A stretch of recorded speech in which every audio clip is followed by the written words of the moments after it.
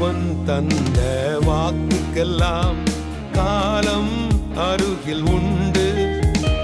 வாதைகள் தொடரும் பாதைக்கெல்லாம் இயேசுவின் இரத்தம் உண்டு. கண்ணின் மணி போல் காத்து நடத்தி உள்ளங்கையில் வரைந்தாரே. நன்மை கிருபை நம்மை தொடர தமது ஜீவன் தந்தாரே.